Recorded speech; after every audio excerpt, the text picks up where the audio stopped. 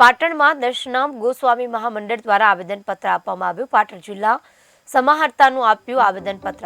દશનામ ગોસ્વામી સમાજ વિરુદ્ધ ભાષાના ઉચ્ચારણનો વિરોધ કરવામાં આવ્યો છે. દશનામ ગોસ્વામી સમાજની લાગણી દુભાવે તેવી ભાષાનો ઉપયોગ કરાતા આવેદનપત્ર આપવામાં આવ્યું છે. અભદ્ર ભાષાનું ઉચ્ચારણ કરતા સમાજ દ્વારા વિરોધ દર્શાવાયો છે. દશનામ ગોસ્વામી સમાજ શું કરી લેશે તેવી ધમકીઓ પણ અપાઈ.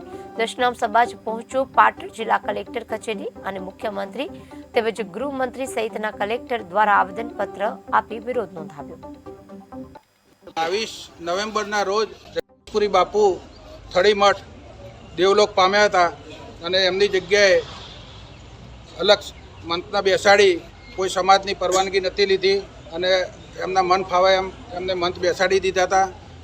એના વિરોધમાં બાપુના સંભોલોટના દિવસે સમગ્ર ગામજનોએ આજુબાજુના ગામડા બાપુનો તમામ સેવકગણ ભેગો થઈ અને કાર્તિકપુરી બાપુ ગુરુ શ્રી જગદીશપુરીજી બાપુને થળી જગ્યા ઉપર બેસાડ્યા હતા.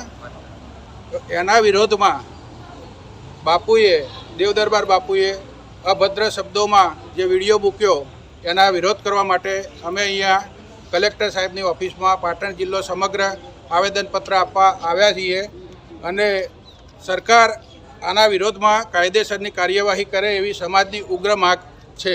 દશનામ ગોસ્વામી સમાજ પરિવાર અમે બધા એક સાથે થઈ અને આવેદનપત્ર આપવા આવી ગયા છીએ અને જ્યારે દેવ દરબારના મહંતશ્રી બલદેવનાથજી બાપજીએ અમારા સમાજ વિશે અપસ્થ શબ્દો બોલી અને અમારા સમાજના ગાળો બોલી એ વિશે અમે આવેદનપત્ર આપવા બધા દશનામ સમાજના ભાઈઓ અમારા બહેનો બધા એકે સાથે મળી અને આવેલા છીએ અને કલેક્ટર કચેરીમાં અમે કલેક્ટર સાહેબને નમ્ર વિનંતી કરીએ છીએ કે અમારી આ અરજી કબૂલ કરો એવા અમારા દશનામ સમાજનો આગ્રહ છે અને દશનામ સમાજની આ અરજી સાંભળવા માટે અમે વિનંતી કરીએ છીએ. દશનામ સમાજ એવું જણાવવા માગે છે કે ન શોભનીય વસ્તુ ન શોભનીય શબ્દો પરમ પૂજ્ય મહંતશ્રી 1008 દેવ દરબારની જગ્યાના મહંતશ્રી બળદેવનાથજીએ જે દશનામ ગોસ્વામી સમાજ વિશે જે અભદ્ર ભાષાનું જે વર્તન કર્યું આજે આ દશનામ સમાજને ખૂબ જ દુઃખ થયું છે અને જે દશનામ સમાજની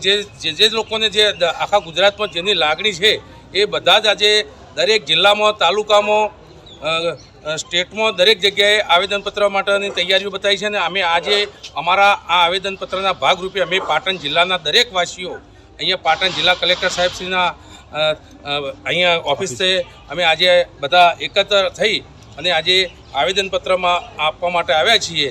બરાબર, તો અમારી આ આવેદનપત્રનો એક સારો એવો ન્યાય મળે એવું અમે કલેક્ટર સાહેબશ્રીને નમ્ર વિનંતી સાથે અરજી આપીએ છીએ. આજે એ સત્તા દેવદરબાર મંતની છે અને મારી ફળી જાગીર પણ મારું છે મારું રહેશે.